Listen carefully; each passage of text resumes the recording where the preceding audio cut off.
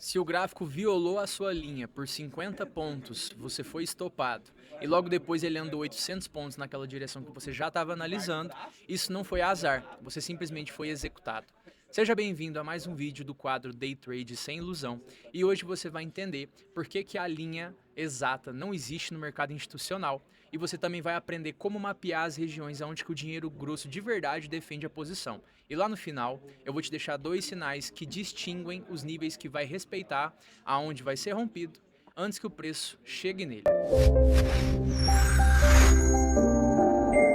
Uma linha de suporte, ela pressupõe que o preço vai respeitar um nível exato.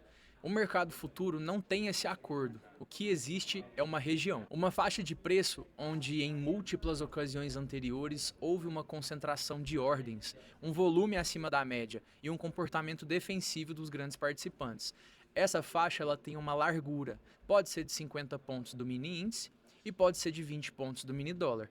E isso não é imprecisão, é a realidade de como que os institucionais operam. Eles não compram em um ponto, eles concentram as posições em uma faixa de preço. Quem traça uma linha, seja ela de suporte ou resistência, acaba operando uma precisão que não existe. E quem traça uma região opera aonde o dinheiro grosso realmente está lá. Para um fundo ou um banco comprar 500 mil contratos de mini índice, ele precisa de 500 mil vendedores. No nível de suporte de varejo, os vendedores que existem são os stops de quem comprou. O big player então ele vai e empurra o preço levemente abaixo daquele nível ou acima daquele nível, aciona os seus stops, recebe toda aquela liquidez que ele precisa e depois reverte a posição com um tamanho suficiente para mover o mercado na direção original. O que você viu como violação foi na prática a execução da ordem institucional. Você foi a liquidez que ele precisava. E a consequência disso é direta. Aquele stop que você colocou exatamente naquela linha foi programado para ser acionado e não por má sorte. É porque você estava exatamente onde o institucional sabia que você estaria. O erro não é você utilizar um suporte ou uma resistência. É tratar todos aqueles níveis com o mesmo peso. Por exemplo, um suporte gráfico de 1 minuto ele não tem o mesmo significado que um suporte de 60 minutos, que é o gráfico de 1 hora ou do diário. Um nível criado no gráfico de 1 minuto ele representa o interesse dos especuladores de curto prazo. Já um nível criado no time frame de 60 minutos representa o interesse de fundos e mesas institucionais que carregam as suas posições por horas ou por dias. Quando os dois estão muito próximos, o nível ele tem um peso duplo. Quando só existe um de 1 minuto, você está operando somente o ruído e não uma estrutura. Por muito tempo, esse método ensinado nos cursos de análise técnica era traçar uma linha horizontal no topo ou no fundo mais recente, em um ponto único, sem margem. E hoje os operadores que substituíram as suas linhas por regiões, por zonas, faixas de preços de largura proporcional à volatilidade média do ativo, relatam que eles conseguiram reduzir significativamente os seus stops acionados por violações temporárias, sem que o nível estrutural tenha sido invalidado. E o que isso significa? Significa que a maioria daqueles stops que foram acionados por uma violação de um suporte não foi uma invalidação daquele nível que você marcou. Foi o stop posicionado dentro de uma região institucional. Nada mais do que isso. Fechamento de abertura do dia anterior, preço de ajuste da VWAP do dia atual, máximas e mínimas dos gráficos de 60 minutos e, por último, apenas como um contexto, os níveis gráficos de 5 minutos. Se o nível que você está operando não aparece em pelo menos 2 time frames, ele não é estrutural, é só ruído. E quando o preço se aproxima de uma região de valor, existem dois sinais que vão dizer para você o que vai acontecer.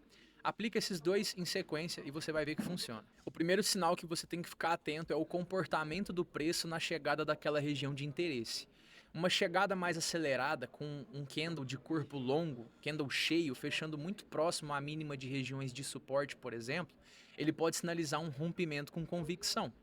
Agora, uma chegada com desaceleração, candles com pavios longos, absorção de preço e fechamentos voltando para dentro daquela região, sinaliza uma defesa mais ativa. O segundo sinal que você precisa ficar atento é qual que é o volume do preço quando ele está chegando naquela região de interesse.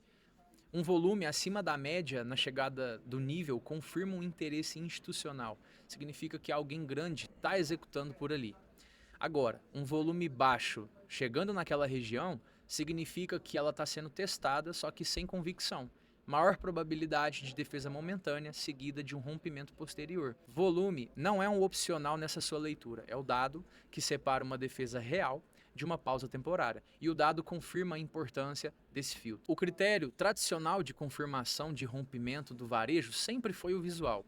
Se o candle fechou abaixo daquela região de suporte, logo ele tira de conclusão que aquele suporte foi rompido. Hoje, os operadores que adicionaram o volume como um critério de confirmação, exigindo um volume acima da média no candle de fechamento abaixo daquele nível de suporte, eliminaram a maioria dos rompimentos falsos como um critério de entrada, porque rompimentos sem volume reverteram para dentro da zona na maior parte dos casos analisados.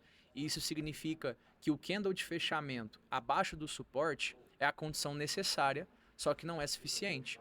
O volume é o dado que confirma se o rompimento teve uma participação institucional ou se é simplesmente um stop run antes daquela reversão. A partir de hoje, antes de você traçar uma linha, você tem que fazer 3 perguntas.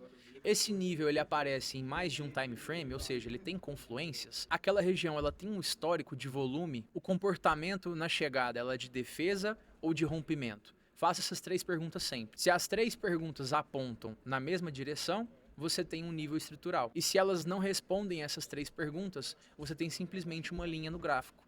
E linha no gráfico, o big player usa como liquidez.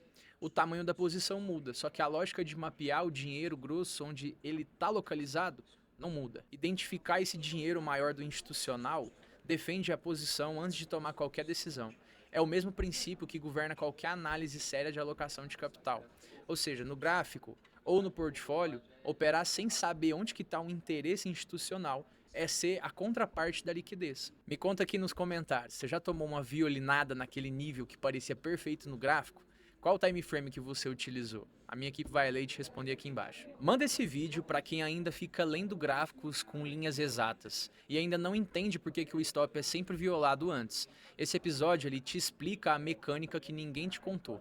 Para você se aprofundar mais em técnica operacional ou em gestão patrimonial, acesse o meu site aqui embaixo que está no link. Por lá você vai encontrar cursos gratuitos de nivelamento e cursos mais avançados para você que quer elevar o seu nível. Esse é o caminho que os nossos clientes e os nossos alunos estão usando para sair dessa linha de raciocínio e começar a operar regiões institucionais. Eu fico por aqui e até o próximo quadro Day Trade Sem Ilusão.